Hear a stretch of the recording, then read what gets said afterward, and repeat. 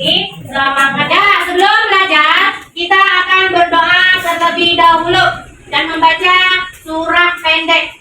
Nah, hari ini yang memimpin doa adalah Devi. Ayo silakan Devi maju ke depan. Bismillahirrahmanirrahim. Raditu billahi kufuwan ahad.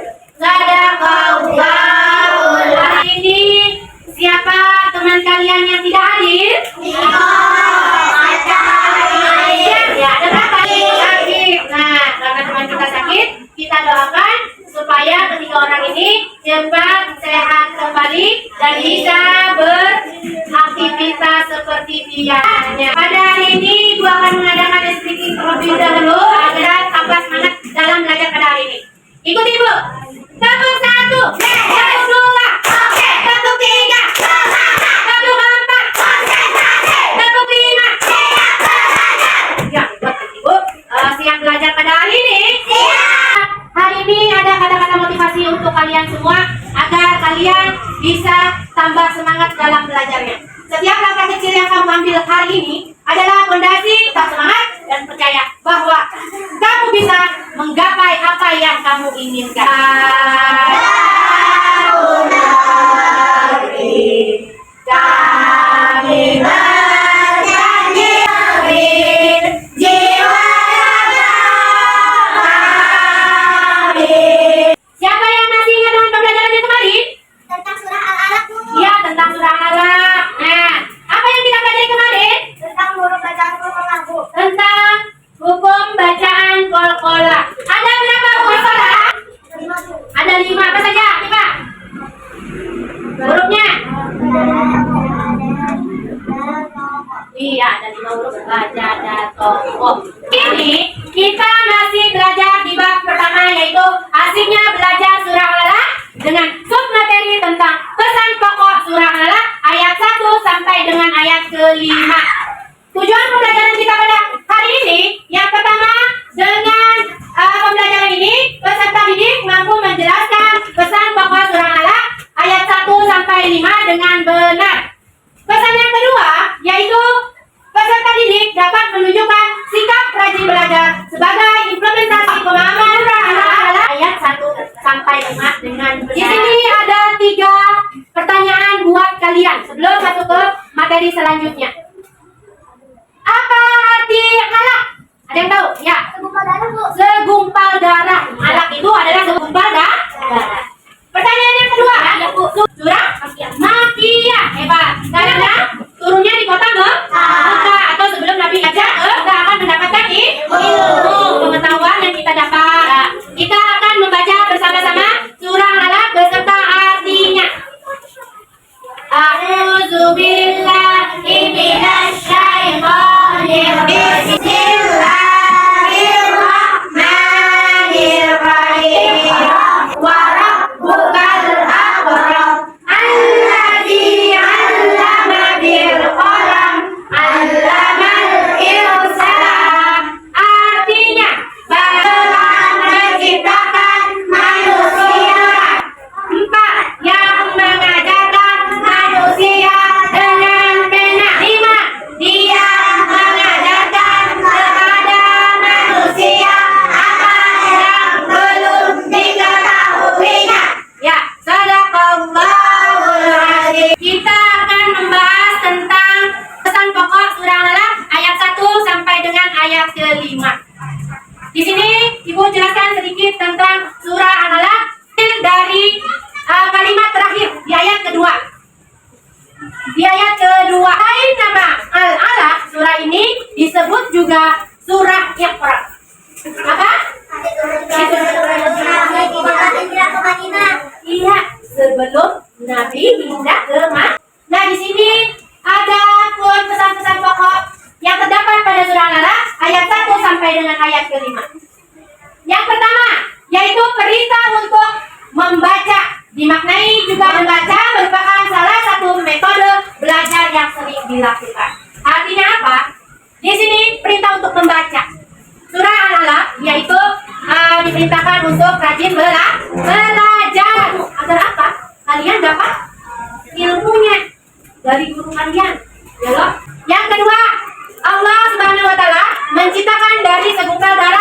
melalui rahim yang sedang mengandung anaknya. Itu kita diciptakan dari sumber darah. Ya, dalam dapat Allah Subhanahu wa Ta'ala sebagai sumber daya mengetahukan manusia untuk membaca. Kenapa? Bayi yang tidak bisa apa-apa, umur 8 bulan, 4 bulan aja sekarang sudah bisa memegang dodol.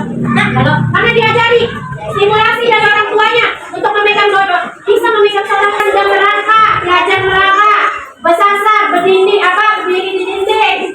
Ya Allah, sampai kita bunga, sampai kita berlari. Ya Allah, nah itu semua kita belajar. Nah, ya Allah, jujur gak ya?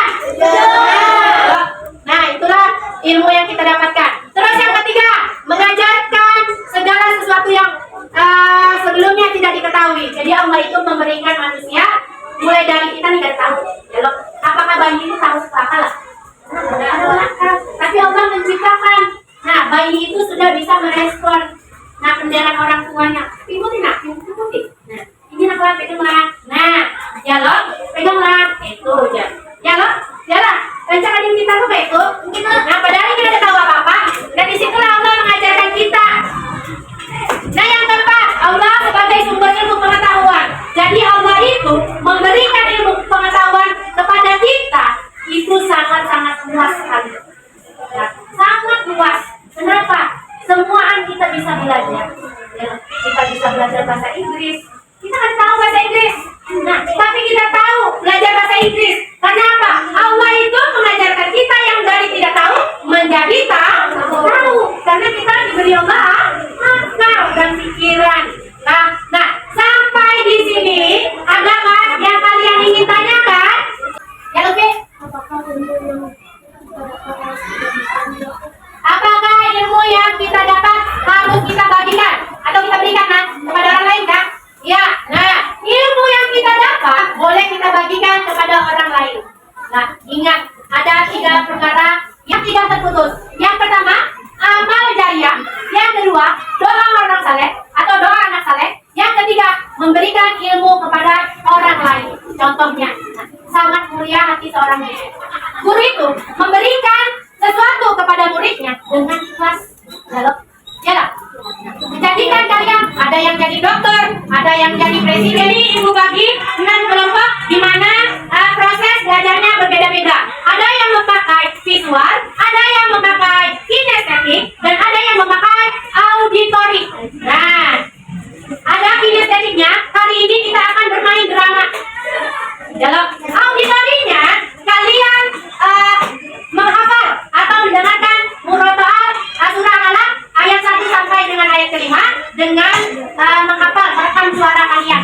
Nah, yang ketiga yaitu visual, melihat, menulis.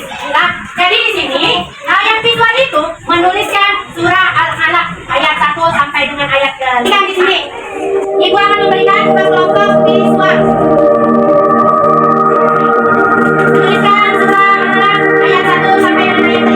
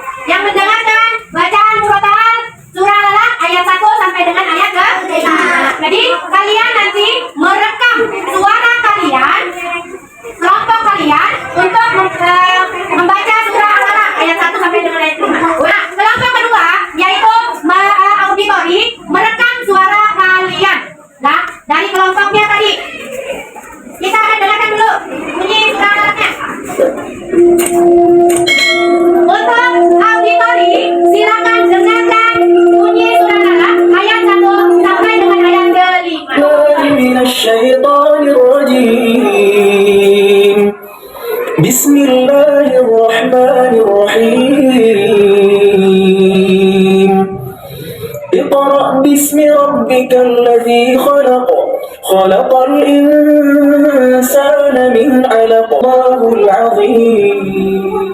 Nah, ini tugas tugas kelompok yang auditori, yang mana sudah dibeda-bedakan setiap mendengarkan. Habis itu kalian merekam suara kalian membaca surah Al-Alaq ayat 1 sampai dengan ayat ke-5. Untuk kelompok kinestetik. Nah, kelompok kinestetik ini akan bermain drama. Untuk yang tugas kinestetik, silakan tonton video ini terlebih dahulu. Kisah Nabi Muhammad SAW, peristiwa kenabian dan turunnya wahyu. Pada usia 40 tahun, Muhammad saling menyendiri di Gua Hiro untuk yang letaknya jauh dari keramaian. Dengan berbekal roti gandum dan air, Muhammad berangkat menuju Gua Hiro. Khadijah mengantar suaminya sampai ke depan rumah dengan penuh keikhlasan. Tak ada sedikit pun keluar dari bibirnya perkataan yang memberatkan kepergian suaminya. Berjarak agak jauh dan pertama kali nyata. Bacalah wahai Muhammad. Aku tidak bisa membaca. Pada saat itu, Jibril mendekat beliau dengan erat, seakan-akan ruh mau keluar dari tubuhnya. Kemudian Jibril melepaskan dekapannya. Wahai Muhammad, engkau adalah utusan Allah. Aku adalah Jibril. Wahai Muhammad, engkau adalah utusan Allah. Aku adalah Jibril. Muhammad yang mendengar suara Jibril menghentikan langkahnya dan melihat ke arah langit. Itulah kali terjadi. Hal itu dikarenakan Khadijah sangat menghormati Muhammad. Lalu Khadijah menyiapkan air minum di dekat suaminya dan menunggu penjelasannya. Setelah keadaan tenang, Muhammad menceritakan kejadian yang baru menimpanya secara detail kepada Khadijah dengan dipenuhi perasaan takut dan bingung. Apa yang sebenarnya terjadi kepadaku? Aku khawatir terhadap keadaan diriku sendiri, wahai istriku. Wahai suamiku, tidak, demi Allah jangan berprasangka buruk. Allah tidak akan menghinakanmu selamanya. Engkau tidak pernah memutus tali silaturahim. Engkau selalu membantu orang yang kesulitan, memberi makan orang miskin, menjamu tamu yang datang hari hal ini. Baiklah, mari kita ke sana. Segera saja mereka berdua menemui Waraqah bin Naufal, seorang pemeluk Nasrani yang menulis buku dalam bahasa Ibrani dan juga menulis Injil dalam bahasa Ibrani atas izin Allah. Karena usia yang terpaut jauh dari Khadijah, Waraqah terlihat semakin tua. Wahai anak pamanku, apa yang membawamu kemari? Aku bersama suamiku Muhammad, ada hal penting yang ingin ia ceritakan kepadamu. Ceritakanlah jika hal itu mengganggu. Wahai Muhammad, apa yang engkau lihat? Kemudian Muhammad menceritakan apa yang dilihatnya kepada Waraqah. Waraqah menyimak setiap detail cerita Muhammad dengan sungguh-sungguh. Ketika kaummu mengusirmu, benarkah mereka akan mengusirku? Ya, tidak seorang pun Rasul yang diutus kepada kaumnya, melainkan akan dimusuhi oleh mereka yang ingkar. Andaikan aku masih hidup saat engkau diutus kepada kaummu, tentu aku akan beriman dan membantumu dengan segala yang kumiliki. Mendengar penjelasan Waraqah, Muhammad semakin yakin dan mulai menerima takdirnya. Beliau telah mempersiapkan diri jika datang wahyu selanjutnya. Yaitu tugasnya bermain. Yang minggu kemarin sudah ibu bagi setiap kelompoknya, yang visual, yang auditori, dan yang kinestetik. Jadi pembelajaran kita hari ini ada 3 penugasan. Penugasan kelompoknya ada 3, yaitu kelompok yang kinestetik bermain drama.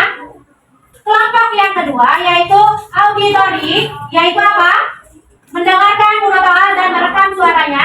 Yang visual menuliskan surah Al-Alaq. 3 kelompok ini berbeda-beda penilaian. 2 kelompok yang visual. Nah, jadi kalian menuliskan surah. Sudah, Bu. Sudah kan?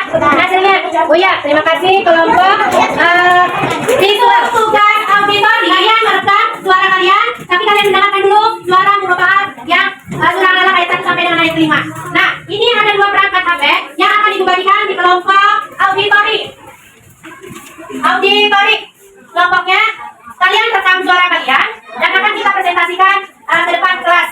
Jadi dan suaranya tadi lah direkam, bunyi surah Al-Alaq tadi ayat 1 sampai dengan ayat 5. Nah, untuk kinestetik bermain peran.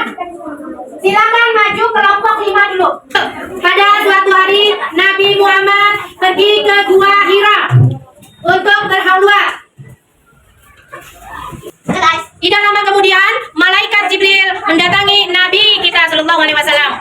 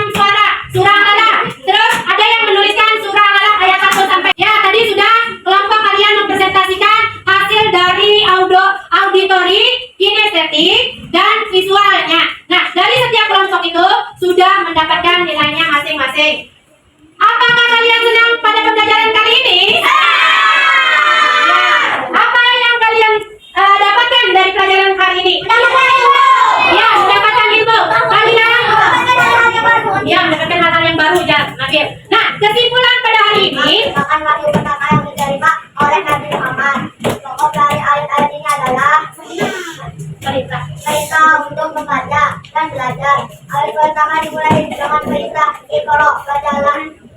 Ya, menekankan pentingnya membaca, menuntut ilmu dan menggali pengetahuan sebagai perintah agama. Yang kedua yaitu sebagai kesadaran kita tidak boleh sombong, mempunyai ilmu yang tinggi. Lebih baik kita bagi kepada orang lain agar mendapatkan manfaatnya.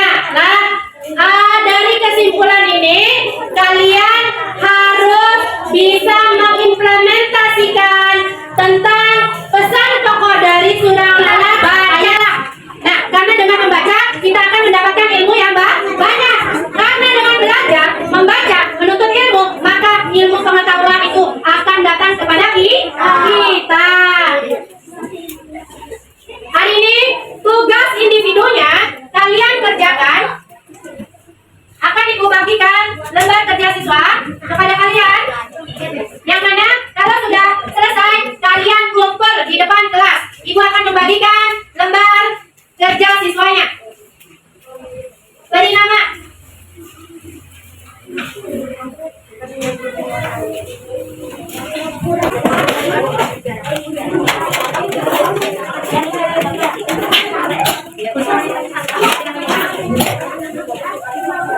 Ya, untuk tugas individunya kalian kerjakan soal pilihan ganda mulai dari nomor 1 sampai dengan nomor 10. Yang sudah silakan lakukan. Yang sudah.